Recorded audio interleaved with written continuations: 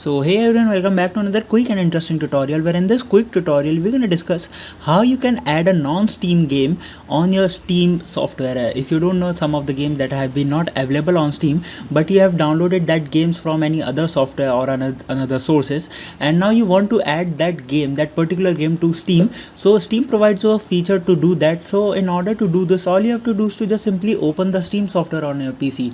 It's a really basic simple process. Now you are seeing the home page and you have been familiar with this. Now you have to go to the option of games over the top left corner. You can see the option of games is just right there. Just simply click on this option, and here only you are going to see on this small window the last option of add a non-Steam game on my library.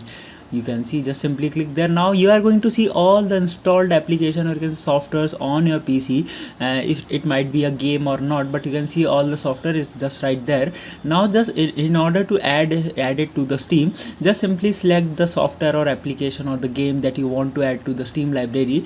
Once, for example, if I select any of the game, for example, if I select Adobe After Effects, when I click there, you can see the option of add selected programs has been enabled, and now that program that has been selected is now going to appear on the library section of the Steam.